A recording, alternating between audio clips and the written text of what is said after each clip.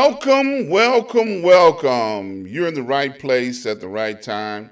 Today is Tuesday. It is 5 p.m. Central Standard Time. And I just want to tell you, we got a really great show lined up for you today. A returning brother, my brother that has the ability to travel around the world when he feel like it. And he got some stories for us today. So go call up somebody, hit him on the shoulder and say, hey, you ain't going to want to miss this. As always, I'd like to give a shout out to my mentor, one of my mentors, Dr. Hunt. Dr. Hunt and I have been traveling in life together for 30 plus years. And out of the 30 plus years that we have been traveling, he has been a blessing to both me and my family, as well as I have been a blessing to him and his family. And one of the reasons why I talk about my mentor the way I do, because, statistically, they say that people that are visitors, they only come and they stay on the show for the first 2 or 3 minutes. Well, during the first 2 or 3 minutes, I want to give you a message that you can hold on to. If you don't get nothing else out of the show, you understand the value of a mentor. Okay? Mentors are very important for us to have. Someone that can help navigate through life all of the ups and downs.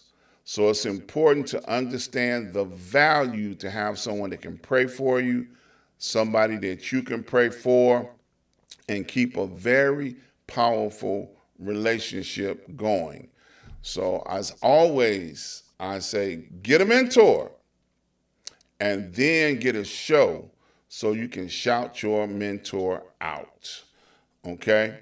I want you guys to go over to my website, ask-dr-ron.com. When you get over there, I want you to take a look at some of my advertisers that I have available. All right? I've got several listed here that I'm going to talk about. I'm going to skip the first one. We're going to come back to it. All right, Port Again Sam. Port Again Sam has been with me for at least a good 10 plus years, and he brings in some of the best wines and spirits from all over the world. And I tell you, if you have not had a custom bottle of wine or cognac, you're going to want to call Sam up and get a tasting, so you can find your new favorite wine or cognac. I tell you, he only gets exclusive. When it runs out, it's gone. Okay? So I encourage you, give him a call, tell him you're interested in having a wine tasting, and then that way you can find your new favorite wine. Okay? I want to talk about Prince Hunter Financial Group for a second. Prince Hunter Financial Group has been advertising with me for the last 4 or 5 years. If you are interested in understanding what's happening in the stock market or the Forex market, he is a person that can teach you. I was looking at the news on yesterday, 900 points. The stock market went down 900 points on yesterday. So to most of us who don't know what that means, you don't know that you can make money going up or make money going down. It doesn't mean anything to us. But if you begin the process of learning, you can make your financial future very easily by understanding the stock market. Okay? The stock market. You want to know what's going on. And don't get excited because the media says, oh, it dropped so much. Oh, some rich white folks ain't rich no more. Don't worry about it, okay? Because you'll understand what it really means, okay? Now, Prince Hunter Financial Group is offering a promotion. If you tell them you heard about it here on the Ask Dr. Ron show, you can get 4 free classes. 4 free classes. I tell you, you don't want to miss out on this opportunity to begin the understanding process about the stock market. Okay? So I encourage you, reach out to the Prince Hunter Financial Group. Any one of the banners or the pluggers that are on the website, click on them. You'll go to his website or her website, and you'll be able to discover their how to make an appointment and get that information. How about that? So reach out to them, schedule your appointment, and learn what you need to learn to understand what's going on in the stock market world. Now, I deliberately skipped over the very first ad there, Search Synergy. Now, like I told you before, our guest, Osei, has been on the show many times before, and he's also an advertiser. So I'm going to let him talk to us about what Search Synergy is all about nowadays, because they've changed their platform. They're not the same as they were when they started with me a few years ago. So welcome back to the show, my brother, my friend, Osei. Yes, sir, Dr. Ron. It's an honor and a pleasure always to be here with you. Always, always, always. Thank you, sir. So Yes, sir. what is Search Synergy? Tell us what Search Okay. Synergy is now. Okay. Well, we're essentially the same, and let me just be clear that it's CES Energy. I know we got that English drawl we put in with all the other letters and everything, but it's CES Energy, and it's important because CES is a word from the Ewe, or people see it as Ewe, E-W-E, but it's really pronounced Ewe language from Ghana, of the Ewe people. And so Sese is taken from the Ewe language, which means to empower, to give power to or energy to.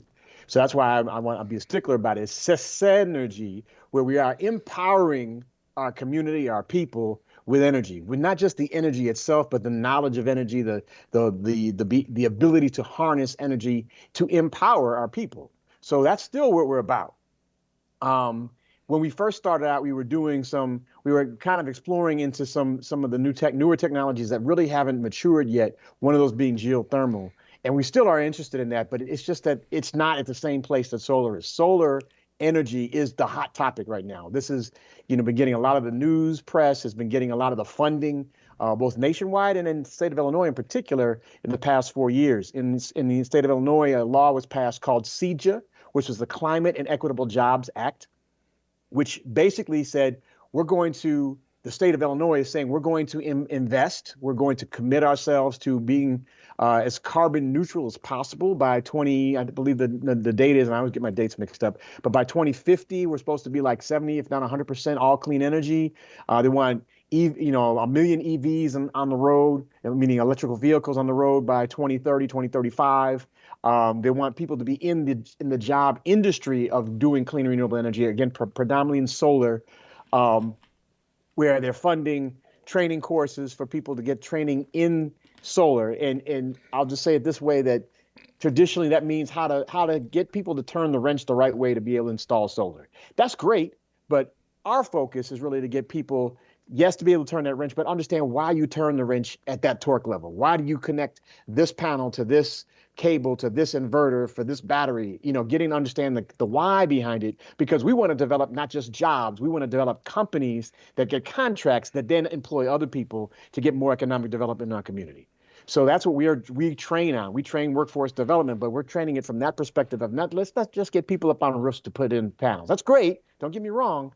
There's a lot of money out there. There's a lot of stuff a lot of that going on. But if we say we're trying to build companies, people to build their own companies like ours, and then those companies employ people, that becomes an exponential growth for our community. So that's kind of one side of our house, which is the workforce development piece, where we're empowering, again, people to learn about energy and to learn how to implement energy and how to also train other people. In fact, I've made it very clear, my CEO, my partner and I are making it very clear, we need trainers. So if you think you got the skill to train people and you maybe can learn solar to train it, we need you. I'm being real honest with you. So I need people to send me an email or hit me up on our website saying, hey, I could train.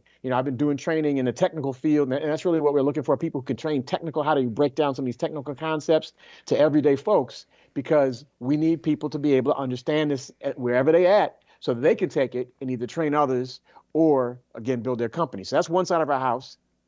The other side is the project side.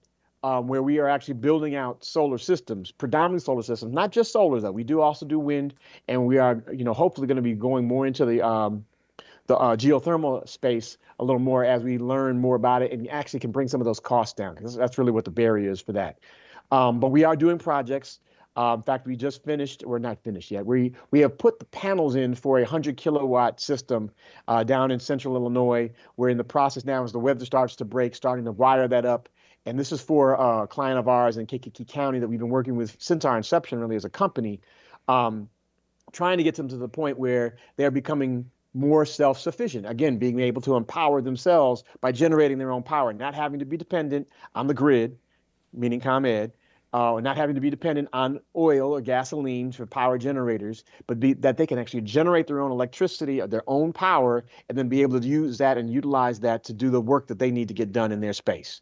Eventually, we want to get them to the point where they can actually not only generate power for themselves, but also generate power and distribute that to the community that they're in, which unfortunately has not had the investment of infrastructure into that community and desperately needs something like this in the 21st century.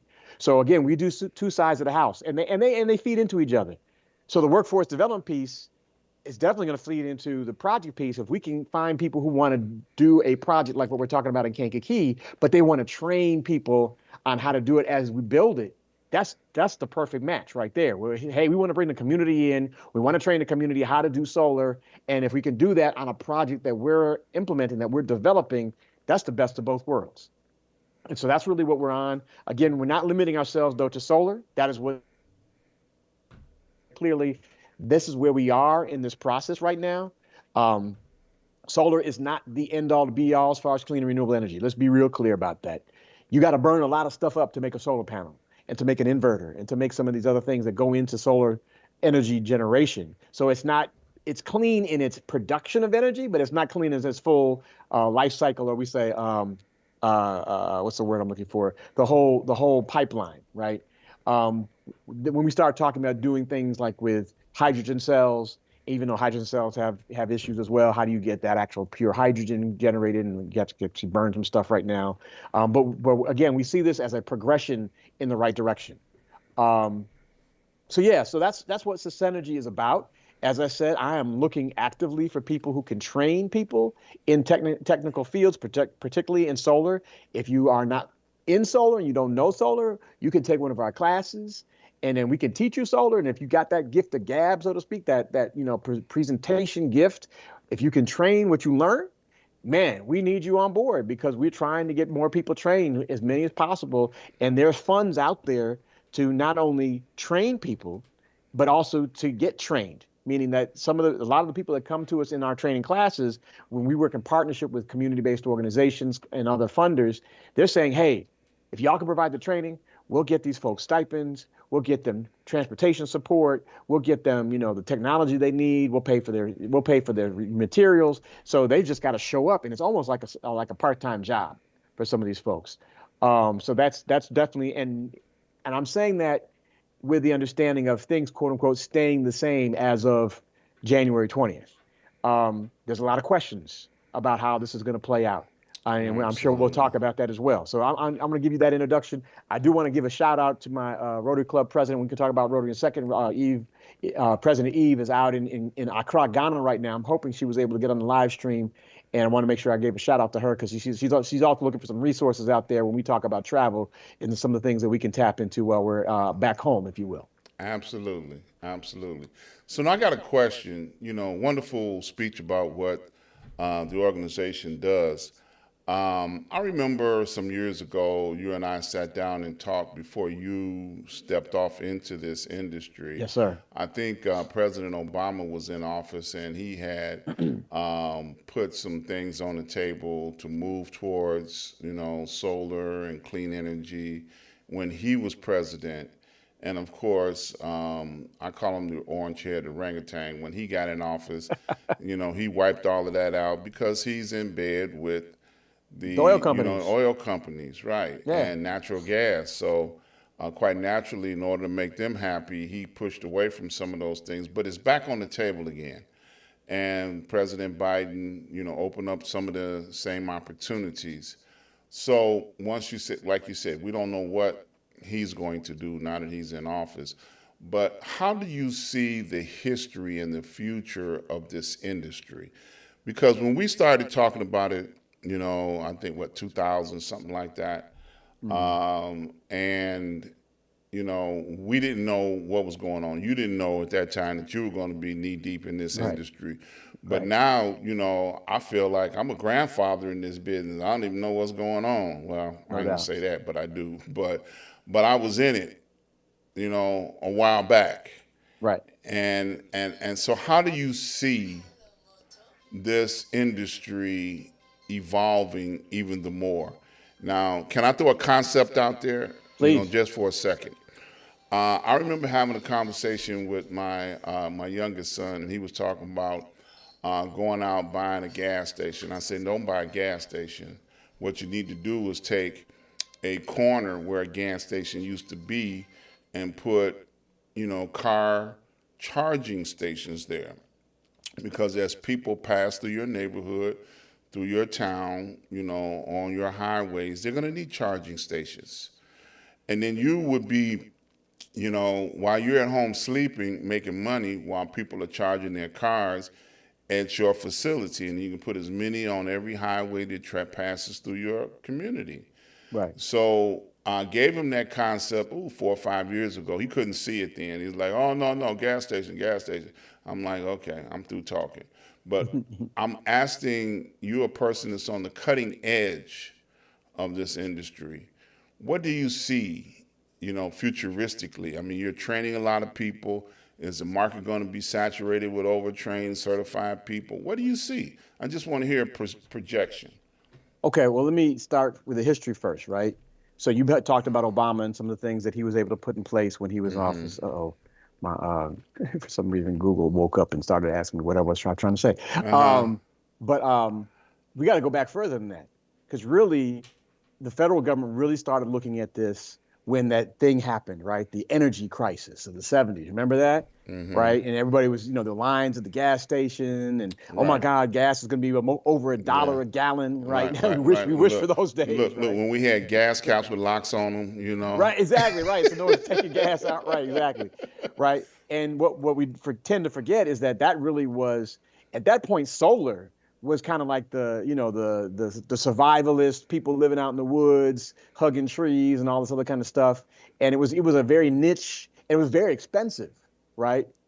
And what has happened since then, and so if some people don't, and this is part of our class that we teach when we talk about the history of it, is that it was at that period that the federal government started saying, okay, we need to look at other options, right? Not just because it wasn't just about the goodness of the planet, but it was also about sovereignty, energy sovereignty, right? How do we insulate ourselves from the oil cartel and but it was also about how do we produce our own, right? How does a country produce its own energy? And that's what, again, goes back to our concept of synergy. How do you produce your own from a community standpoint? So in that time, in that era, what's his name? He just passed away. Jimmy Carter, President Jimmy Carter, made a big announcement because he was putting solar panels on the roof of the White House. Right. And it was a very lightweight. It was a showpiece. It was to heat the water. It wasn't to generate really any significant electricity, but it was a statement, right? So, and it wasn't really until about maybe right around when you and I started talking about it, that the industry started to prices started to come down because if anybody knows economics, it's about supply and demand. And if Right. you flood the industry, you flood the market with a supply, what happens? The price comes down. And Right. that's what the Chinese did in about 2010. They said, we're going to about to break this thing. We want to, because we know we have the manufacturing capability and capacity. We've been working on this for years. We're ready to go as far as being able to be the source for solar cells and at the time also solar panels. And so they flooded the market with solar cells and solar panels, brought the prices down, and therefore, as a result of that, solar became affordable for the average homeowner to a certain extent, right? So that kind of happened, and that's why we're kind of where we are now, because now, we talk about, I'll just go throw some numbers out there.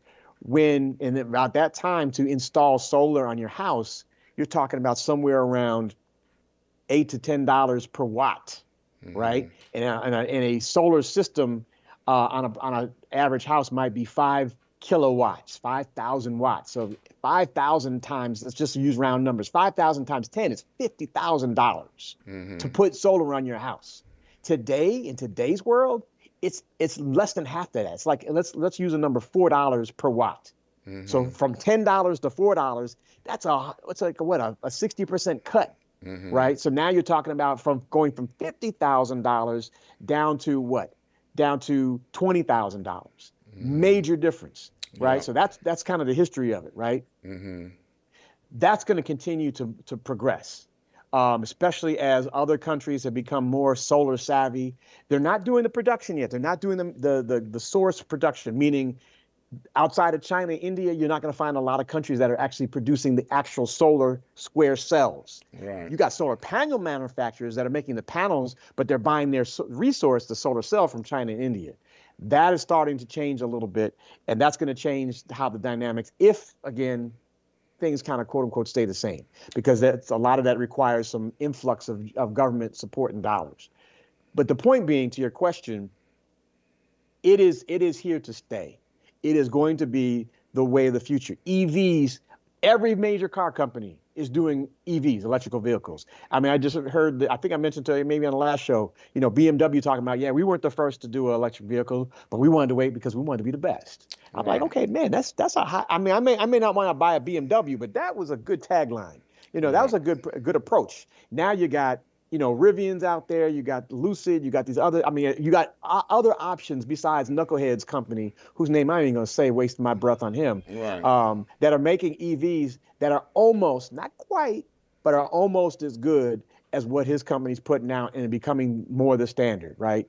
So to your point, yes, I think it's a good investment to look at building solar charging stations. I, though, just as a caveat, wouldn't probably choose an old gas station because you got tanks underground that you got to mitigate and all that other kind of stuff. You probably want virgin land that has access to some type of either grid connection, meaning you can get your electricity from the grid, or you can generate your own. So if you can, get investors to say, hey, we want to build a solar farm or a mini grid here, and then part of that resource that we could store can go into this building of a solar power station. Right. There you go. Again, going back to the idiots. Improve on the concept. Yeah. Exactly. Yeah. And going back to the idiots company, his supercharging stations, some of them have canopies that are solar cell collectors and are feeding right into that charging station. Absolutely. So I think that's a way forward. And again, you look at the state of Illinois and the city of Chicago. They both have passed ordinances saying all new construction have to be wired to have electrical vehicles. Absolutely. That's a must. Yeah. So, whereas up to this point, EV owners like my brother had to put it in themselves. I mean, he's a do-it-yourself guy anyway, so he wouldn't just wire it up, right? Most folk ain't gonna do that. They're gonna have to pay an electrician. Whereas if you buy a new house on the market now, it's gonna have to have that in it. Absolutely. So that's kind of where the trend is going. And then again, you got things like CEJA that are saying we are going to meet this need. We're going to help build the infrastructure because they see the writing on the wall. And a lot of other states have seen the writing on the wall that have predate CEJA, such as California, such as North Carolina, such as Massachusetts, that said, okay, we got to flip the script here because we're seeing, even in California, which is solar heavy, has been doing solar for years, what are you still seeing every summer? Rolling blackouts, rolling brownouts, right. Because their grid can't handle the demand that is on it right now. And we're not talking about, everybody having their own EV. We're talking about what? Everybody having five big screen TVs, right. Maybe a couple of jacuzzis. When you talk about a household, right? You're talking about, you lighting, all that other kind of stuff. Now, I'll just say, revert back to this, and I'll stop talking for a minute, though. That part of what has to happen is also analyzing how we use power and electricity, right? Because we waste a lot, and we have to understand that. We in this country, in the Western world, we don't even really understand how much energy we waste and we could conserve just by changing our habits. Absolutely. And even using some technology, right? Having motion sensors and timers on lights, right? You always heard when you were a kid, you're supposed to turn the water off when you brush your teeth. That's real. It's not electricity, but you're wasting, water that's gone through a system. Right. It's just going right down the drain. Those type of things that because we live in this bubble called the United States, we don't even think about. But then when you go around the world, people Oh are no, on that. I've seen it. Yeah, you know it. You know it. Yeah, So look, that's part of the. look, That's, I look, think that's part look, of the look, solution as look. well. Had to brush your teeth with a bottle of water, Exactly right. like, And pour it in my. yep. No, so no And that backwash, was right? that was brushing the teeth, Right. because the water wasn't safe, That's right. For Yeah, us, for right, people, again, for right. us in the Once bubble, again, right? right. Well, look, I need to do this right quick. Yes, sir. Mom Mitchell says hi. I'm with Eve in Ghana right now. Ah, Okay. okay. All Mom right. Mitchell says she is not able to respond on her phone. I am Mom Mitchell, Energy Advisor. Great show and great work. Thank you for tuning in. She's also the first time. Don't go nowhere. We still got some more stuff to talk about. Stick around. And if she can get her phone to work, that's cool too. Ain't no problem. The No more doubt. people, the merrier. No But doubt. and I know Eve. Now, Mom Mitchell, I'm not familiar with, but Eve, I am familiar with. As a matter of fact, I'm gonna cut away right now so we can come back to something else. When I was at the Rotary Club meeting, she was chairing the meeting Right. where we were That was like our able first to, meeting too as president. yeah, to be Yeah. able to offer you your Presidential Lifetime Achievement Award. Now, I know we talked about it before, but I don't get Yes, tired of sir. talking about it. Yes, sir. I heard for a little bird that you were worthy of receiving such because you are the man in the community in more ways than one. So I'm going to ask a crazy question. How has that affected you up to this point in time? How's that affecting me? Well, I like to say it hasn't affected me because I'm still the same brother from the South Side. Okay. But it has humbled me in the sense that I am amongst this limited number of people, maybe under the last real president of the United States, duly elected. Um, and I say that jokingly, but maybe not. Right. You know, but it has humbled me in the sense that I have been recognized for my achievements, and I can't say that it's me. As many leaders in our communities have said, hey, there's a need out here, and if I don't do it, who's going to do it? And putting all other things aside, sometimes at the detriment of your own personal life, your family, your own financial wealth, these type of things. So I try to, and I'm not saying I'm always successful. I try to move humbly, in that my role as a member of the community is to serve. That's why I'm a member of Rotary. Rotary's motto is service above self. And even though it has a lot of internal issues, one of them being it's still very white and male in the United States, and still dominated white in the international arena, its goal, I think, is altruistic in the sense that it wants to do service, it is committed to service, just as the United States Constitution is. But the United States Constitution also, had 3/5 of a human in it too. So we won't even deal with that point. But the point is that having received that award has humbled me, and I think it makes me even more hyper conscious of the fact that I'm a servant. I don't even call myself a leader, but I'm a servant. And I actually want to go back to the point you made about your mentor earlier in the show, is that is so critical and so important, that I honor those who have made it possible for me to do the things that I do. Not just my biological line, but also those who are, again, I don't use the term mentor, I use jegna, which is a term out of Ethiopia, which speaks to a keeper of the tradition and a protector of the tradition, and therefore passes that tradition on. So I see myself as a jegna, or a jegna in training.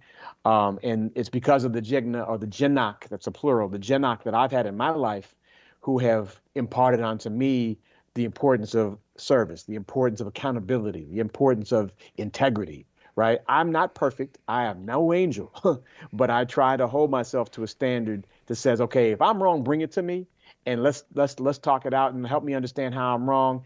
And I admit I'm human. I ain't God, so I ain't perfect.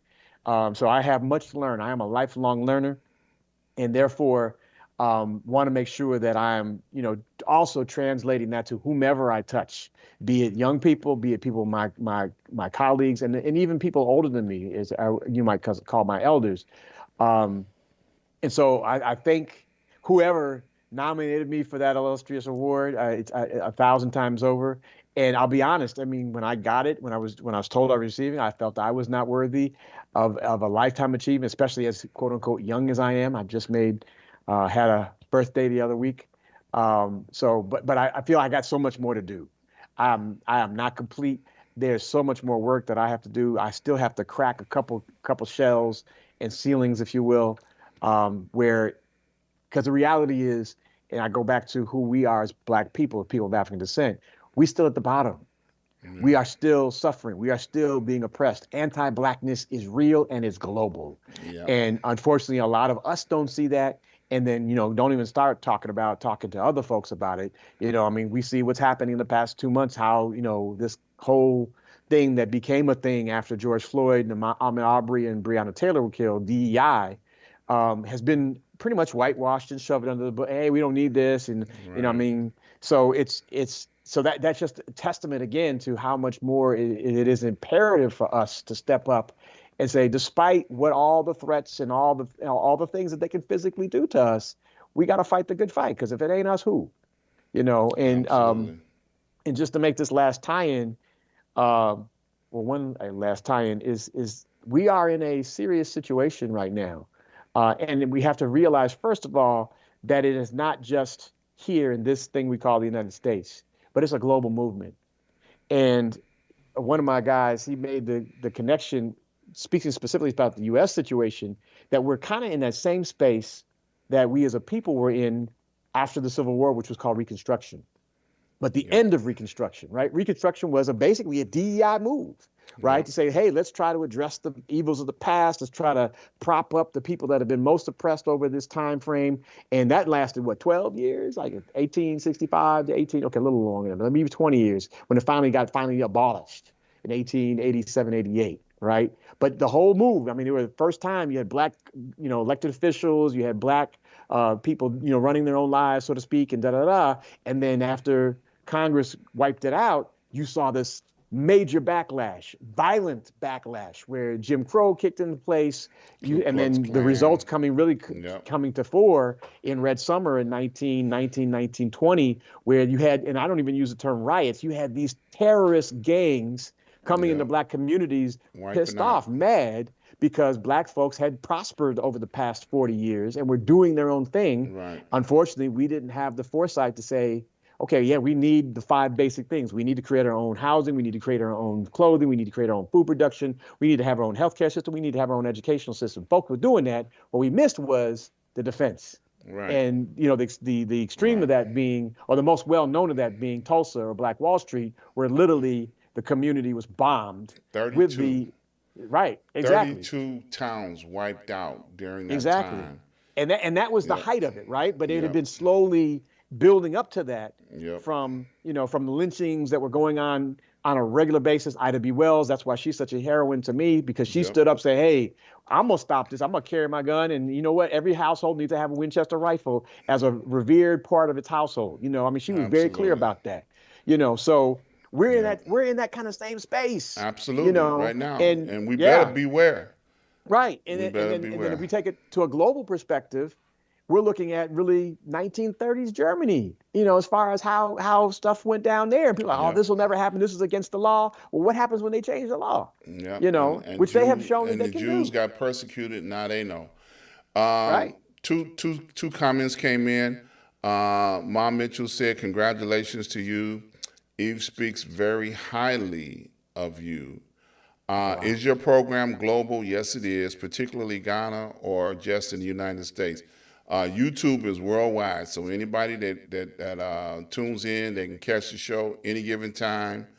She also said, tell the history, and we do that. We talk about American history and history worldwide because I like to remind people constantly. I have a show where I do 365 days out of the year. We celebrate Black history, and we talk about the kings and queens that we are descendants of, which, quote unquote, Europeans don't want us to understand our history. I did an episode just last week, and I And I just said briefly that woke is not a crime Tell it. yet. Right, right, right. Because it's well on its way to try Yep. and make it a crime. If they can make it a Hmm. crime, they will. Right. But woke is not a crime yet. Okay, so just think about that one for a minute. So, as always, and I brag about you because I don't know anybody to jump on an airplane and just fly around the world at any given moment. And I'd be like, man, you ain't at home. No, man, I'm in Singapore. Where have you been lately that you have the ability to be able to talk about? Because some stuff you might not be able to say. But what can you talk about? Tell us an adventure or something. Okay, I'm trying to think of the last time I was on the show. Oh, it's been a Um, minute. It's been it's a been a minute. minute. Okay, Yeah. did we talk about Brazil? Yeah, we did actually because Walston took you in the back, and everybody else was still sitting out front talking about where did he go now.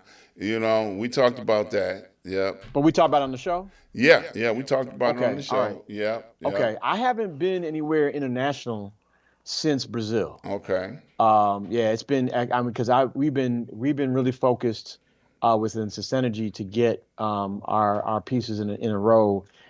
We are, like I said, I need trainers because we have training classes popping off. And so we actually have two in motion right now. One is actually not in Chicago; it's remote, so we're managing that. And then we just had one start off literally this week, and we are scheduled to do a number more before the end of the calendar year. Okay. So travel is kind of tenuous right now because we got to train these classes. We got to get these classes done, and we got to get these people out here. So I'm just trying to make sure I'm not telling no lies. Yeah, I don't think I have not been Well, I international since mean, in the Brazil. beginning, when a couple of years ago, you were going to Senegal, even Yes, doing training at one point in time. yes, So sir. that's how important it was to be able to get this training out there. No doubt. So I know in the beginning, a few years back, you were going there, and I can't think of too many other countries that you went to. Well, I mean, yeah, I mean that was 2022. Okay. In 2022, we were part of the training cohort, training faculty, if you will, for a group of engineers with the national utility in Senegal called Senelec. And Mm-hmm. so we were training the engineers because they were getting ready to implement a $20 million microgrid system, basically putting solar out in the bush, out in literally the desert in these Mm-hmm. villages that had never had any infrastructure. And so we were talking to them about the engineers about how do you maintain and operate these systems, given the fact that you are basically an island, right? To a certain extent. Um, but then also in 2022, our Rotary Club, actually, where Eve is now, we went to Ghana and to Sierra Leone. And that was an awesome experience. And we actually are actually in conversation with a Rotaract Club, which is a Rotary arm that is focused towards young professionals and college students. So we made some connections to a Rotaract Club, the Rotaract Club of Mount Aureole. If they see this or listening, hey, Mount Aureole, we love you. And we did some work with them. They were doing some work in a school. Got some walls painted. Donated some furniture and everything. And now they're reaching out to us, as a matter of fact, around solar. They actually want to rebuild a water tower that basically has a solar pump that's pumping water up to the water tower so that they can have water pressure for this particular community. And so they're using solar. That's what we call a direct solar, direct PV implementation. So we're in conversations with them now. Hopefully, we will go and support them physically. We're in conversations now with a Rotary Club, and I'm pivoting a little bit to Rotary. Um, we have made some relationships, and Eve has been a big part. As our president has been had really brought them to us. Met this couple that is doing work in Tanzania, and Tanzania is an interesting place because and I've never been, but I've been wanting to go forever. If you look at and you talk about the history, right? You look at the history of Tanzania and how it became the country that it is, and it's kind of always kind of been seen as the quote unquote backward stepchild because he's called Mwalimu, master teacher Julius Nyerere, the first president of the independent Tanzania, which was brought together Tanganyika and Zanzibar, said, we're going to do it on our own. We're not trying to be like y'all West, and we don't really want to be like, what we see is on the other side of things, which is Russia or at the time USSR, we're going to go that third way. That's where the term third world came from. And so they developed a whole philosophy of how they wanted to develop their society, and it was called the Arusha document. And so that's the history of it, and that's something I've been fascinated by. I want to learn more about. And they unfortunately by the West are seen as a failed state because when they decided to go that route, just as Cuba has been, just as Haiti was after it got its independence, and many of these other countries were basically pushed to the side, like, okay, you ain't gonna be down with us, and we're gonna badmouth you to everybody else, and don't nobody want to talk to you because we said so, right? And so they became isolated. And when you're isolated from the world and you got to still deal with the world, how do you thrive in that? You don't. Unless you have the wherewithal like a China to say, okay, we know F y'all, we're going, we got a billion people, we'll do this on our own. Most countries can't do that. So we're looking to do this work in Tanzania, and I'm really hopeful that we get that pulled together, and actually we can actually make some inroads there to see what they're doing and to experience what's happening there. So I'm really looking forward to that. That hasn't happened yet. But I'm hoping that Tanzania will be one of the places on my list in the near future, along with going back to Ghana, going to Senegal, um, well, I mean the Rotary conventions in Canada. I guess that doesn't really count. That's like not really Yeah, yeah. international, Now, you know. now, you've mentioned Rotary a couple of times, and I Right. know you all got a big event coming up pretty soon. Yes, sir. But I'm gonna jump, out here since we got Yes, sir. some Rotarians around the world that are listening. I have a campaign, and I say me because I brought it to you. Yes, sir. I'm not a Rotarian. I'm a friend of Rotary. I've Not been yet. to. You keep throwing that out there. I can't No, I'm afford messing. y'all. Y'all I'm expensive. messing. I'm messing with y'all. y'all We y'all need people. expensive. Y'all need We my need real brain. folks. Y'all don't need me. But there's a project that I hold near and dear to my heart, Yes, and sir. that's bringing water Water to Haiti, to to Marmalade. Marmalade up in the Marmalade. mountain. That's There's a right. situation, and I'm hoping this strikes a chord with somebody. There's a mountain where there's a school in Marmalade. I've had them on my show. Osei has talked to them. I've had conference Hmm. calls with them. Hmm. And Apostle water Adair. flows down the mountain, which they'd have to go down to the bottom of the mountain and bring water back up to the school. But we have done research and we have found a machine that will draw water out of the atmosphere and provide all of their drinking water needs. But we just got to get the machine and get it up the mountain. And we've been talking about it for a while now. Right. And I'm campaigning real hard here for all those that don't know me, don't know nothing about me. This is a real situation. And it's far enough away from the Capitol and all the fighting and all of the political drama. This school has been supported by Dr. Hunt, which you heard me talk about him at the beginning of the show. So he has been sending food over there since the earthquakes. And I can't even tell you when the earthquakes were, but he's been sending. 2011. So he's been sending food over there to those children. He's been over there. He's taking mission teams over there with doctors and nurses to help them survive. So it's near and dear to me. And every year in January, Osei can confirm.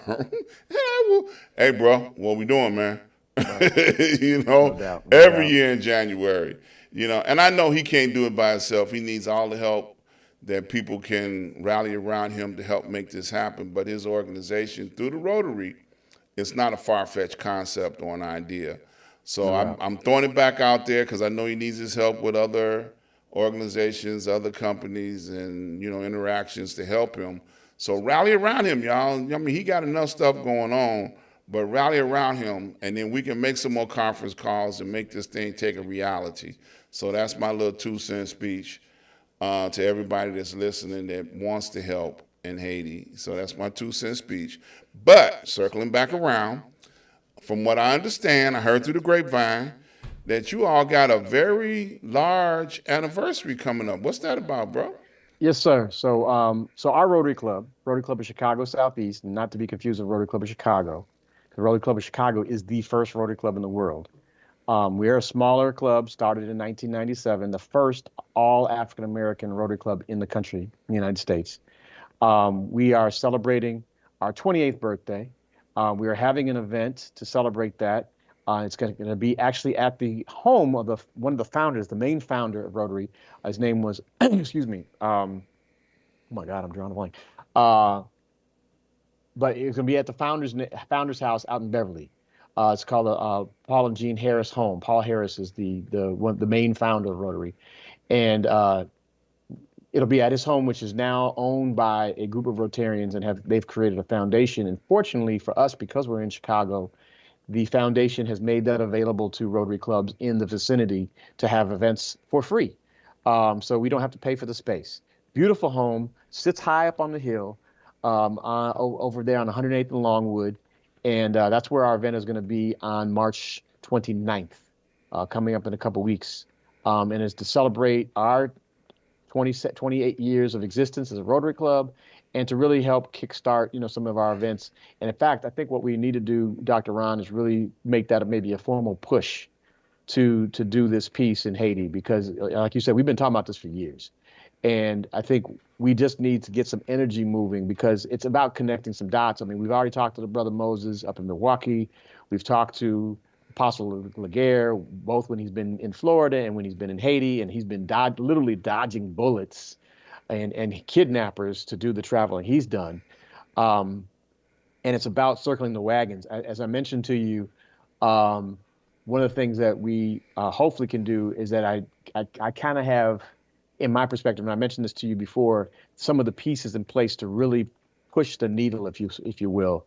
One of my sisters in Rotary, who served as the international officer at the same time I did, she served as the international officer of Port Harcourt, Nigeria, is now on the board of trustees of the foundation, which is the oversight organization of the foundation that funds projects, global projects. And I need to just sit her down and say, okay, sis, we need the foundation to look at this as a viable go-to technology, right? So when they talk about water and sanitation, they think about boreholes, they think about water treatments, they think about, those type of things. This piece that our brother Moses has developed that you've talked about should be one of the go-tos. And we talked about this about a year or so ago. When I was coordinating the meeting that happened in Evanston, and we thought we were going to have all the right people at the right time in the right place, and it just didn't work out. Yeah. But she's one of those right people that is in the right place, that I'd say has kind of brought me into the fold a little bit as far as understanding some of those dynamics. And she's sitting right there. And I think I can, when they just had a meeting in Florida last month. They'll be having a meeting, I want to say in Chicago, I want to say in April. And when she comes in town, we always connect. And I'm like, hey, sis, we need to talk about this option, because this is something that could change the game in remote locations where you can't drill a borehole in the mountains, right? But you can get a machine up there that can be shipped in parts. And as Brother Moses told us, can be powered by solar. Yep. We got and solar actually is part of the solution tool set, if you will, that Rotary has incorporated. In fact, I got to follow up with an email I got from our past vice president, because they have a goal to install I think it's like 1 million panels around the world.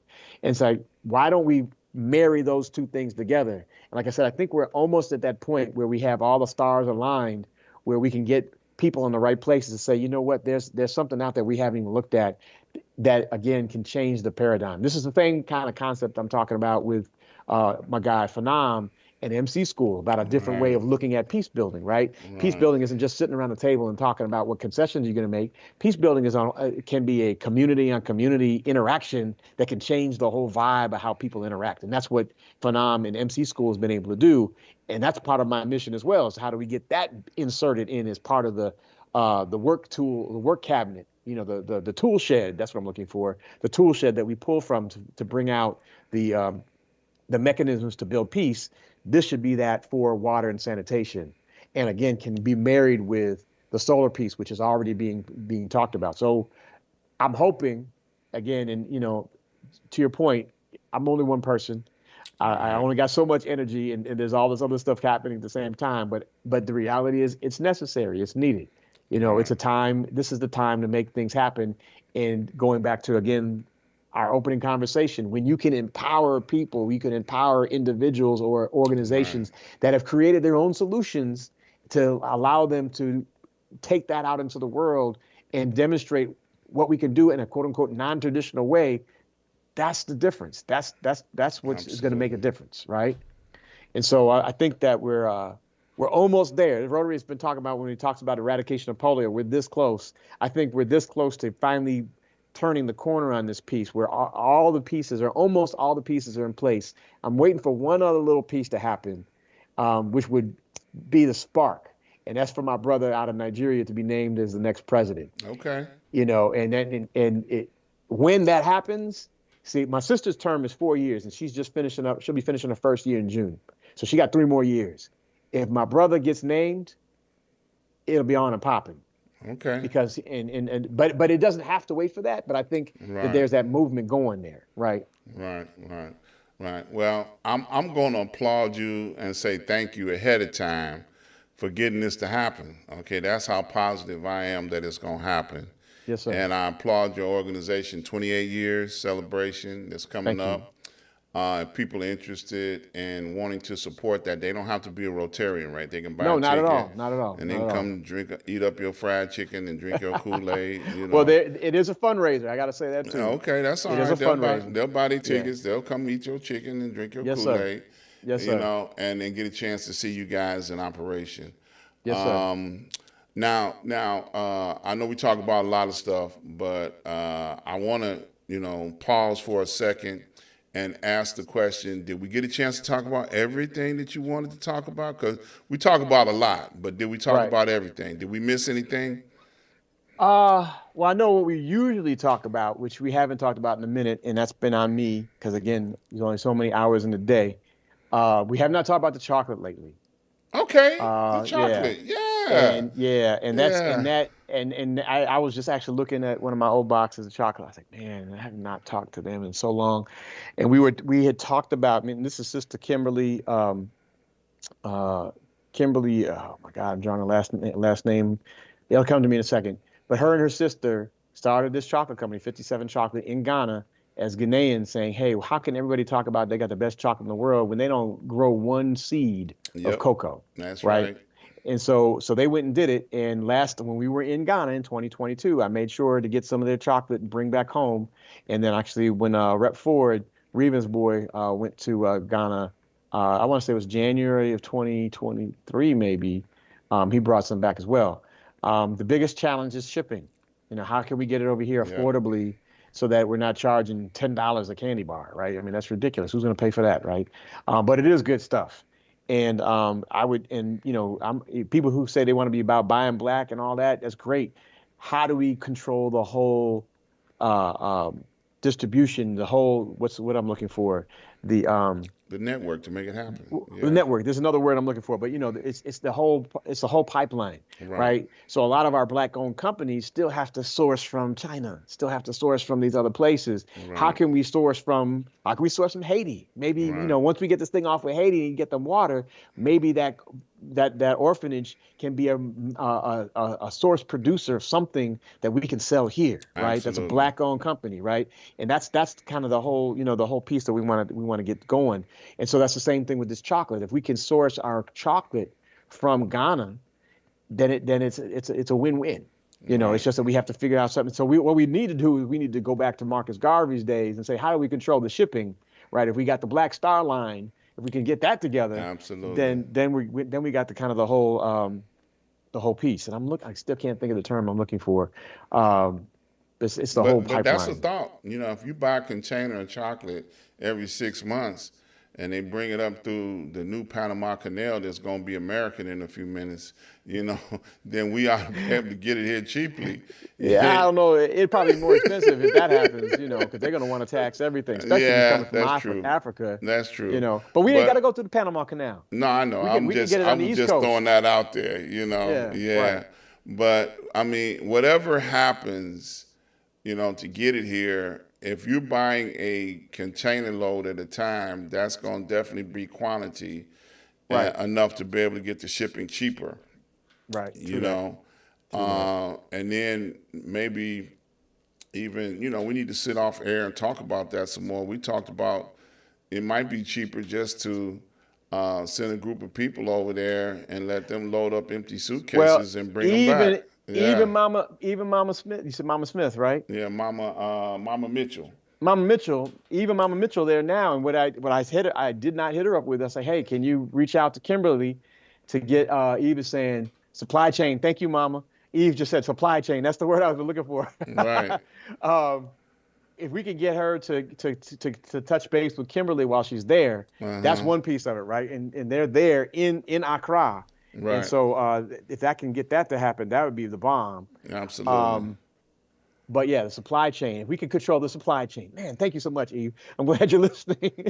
um, but yeah, so I mean, so the supply chain really is a piece of it. But until we have that, you're right. If we can find economical ways to move product that's legal, okay, we're talking about legal now. We want to be real clear because we know people listening, right?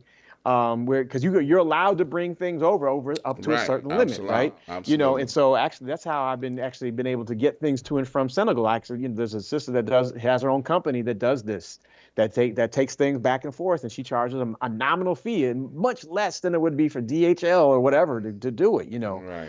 Um, so yeah, so I didn't want to neglect mentioning the chocolate because that is something that again is still dear to my heart as a lifelong Right. chocoholic. In Right. fact, I actually opened up. I probably shouldn't do this, but this is a bar that I just started munching on. It expired in 2024, but It's it still fine. tastes great I because know it's it does. Yeah, been, because you ain't got no preservatives in it. That's That's right. right. That's right. And I'm Yep. like, I ate it a Absolutely. couple of days ago. I'm like, taste of one piece. And like, okay, I'm still good. Yeah. All right. Yeah. Absolutely. So yeah. Absolutely. Yeah. Well, yeah, we got to work on that some more. We got so Yes, much sir. stuff worldwide that we can do, but going both ways. Yes, sir. Bring it Yes, in sir. and send it out. And see I was just to kind of bring it full circle to Rotary. That's one of the reasons that I'm so down on trying to build these networks because Rotarians in general are business people, right? And that's an area that has been untapped. If we can do business with some of our sisters and brothers on the continent in a real time, again, supply chain conscious type of method, man, that changes it. That changes the whole equation about, I mean, and we're talking about everybody wants this cultural stuff, blah, blah, blah. Well, unfortunately, a lot of the cultural stuff we buy here is where? It's from China, it's from Yep. India. But my guy right now in Kumasi, he's doing traditional kente. He's my tailor. He made this shirt, right? And I'm like, I'd rather deal with him and find a way to get his products over here. So I got through to him kind of indirectly through Rotary. But once we get those channels built, that's when I think we can change the equation and build out true Black-owned supply chains that feed into Black businesses. All right. Well, guess what? Action is happening. Yes, sir. Mama Michelle says send info to Eve on the Will chocolate. do. Will do. Right Okay. after we get off, like in Yeah. a All right. few So minutes. so so it's happening. No It's doubt. happening. Well, look, man. As always, we got to get out of here. Yes, sir. We only got an hour show, Yes, sir. but I want to thank you. For taking time out of your busy schedule. I know I know you didn't ask me to do this, but I'm gonna That's ask okay. you. That's all right. I know where you're going. Go ahead. Go Please ahead. pray for Osei and his family because they're going through, some loss in their family. And please keep them lifted up in prayer, keep them covered in prayer I should. Thank you. because they are definitely going through. Okay, I'm not going to go into no details. If you don't know them, you don't know. But please keep them lifted up in prayer. Yes, Surround sir. them in Thank you. prayer. Keep Thank them. you. His whole family is going through something right now. They had a major loss in the family, one of the matriarchs of the family. Yes, So sir. please keep them in prayer. I And I appreciate that. want to thank you for taking time out of your busy schedule to come and be a part of what's going on here. And I definitely thank you, man, because I gave you an out. I said, hey, man, you sure you want to do this? You said, no, we're going to do this. We're gonna do So this. That's thank right. you, and I appreciate it. Yes, sir. So as always, I got two questions that I need to ask. First question, will you come back and see me again on the show? Why you keep asking me that? Because I need it on the record. I got to get it on the record. Of course, my brother. You call, I respond, brother. You Yes, know sir. that. Yes, You know sir. that. See, I got You it on know the that. record in case you Yes, get sir. too busy, too big. No, bro. No. Did I say that? Oh, I don't think I said that. I got it on the record. Come on now. You know me. Come on. Yes, I do. Yes, sir. And it's much love. And the Yes, sir. second question is, what would you like to leave with the people before we leave for Bro, today? I think my message has been consistent, but I want to add something to it. You talk about woke ain't illegal yet, and I say, bring it on. I'd rather be woke than sleep. So I put it everywhere I can get a chance. Stay woke, stay awake, stay conscious, stay vigilant with all this madness. And again, understanding that this is a global situation, and so we need to stay woke on all fronts because it is a again a reconsolidation that's happening in the world because the world is realizing that there are 8 billion people in the world, and most of those folks look like us. And Yep. so the world, the mainstream, which we're talking about, the West is looking. It's like, oh snap! How did all them folk get here? Well, cause y'all conquered the world and then said, yeah, now you British, now you French, now you're American, and people say, okay, all right, what is that? Okay, oh wow, okay, all right, well yeah, we want a piece of this too. We want to be a part of this game, and we're gonna exert our piece. So stay woke.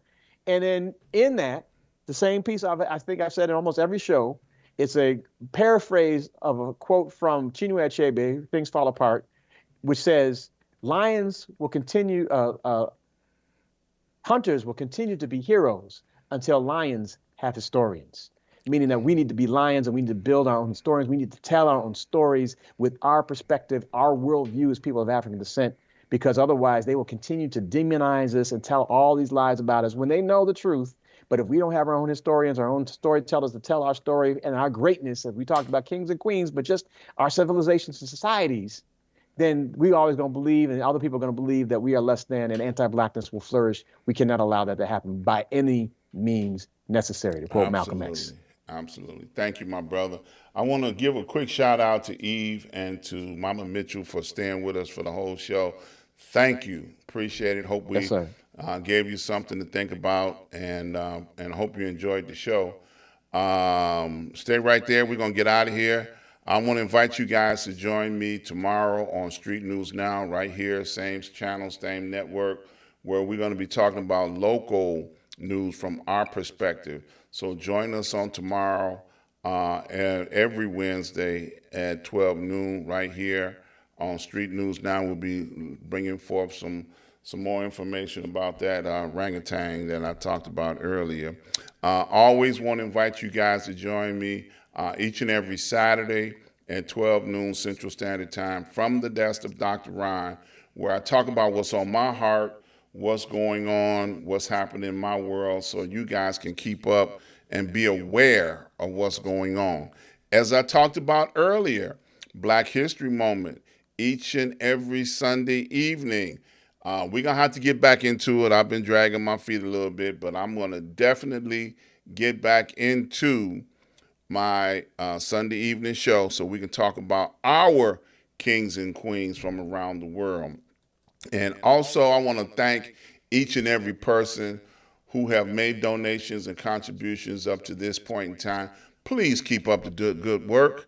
I need your support. Without your help, I can't continue doing what I'm doing. So I just want to thank you all for all of your contributions. While you're here, please subscribe, like, and share. Please subscribe, like, and share. Send it out. Tell somebody this was a great show and they need to be watching it. So please send it out. It'll be available for you guys to send out, and that way you can talk about it over and over and over again. So thank you once again. I love you guys, and ain't nothing you can do about it. So keep up the great work. Stay encouraged. Stay blessed.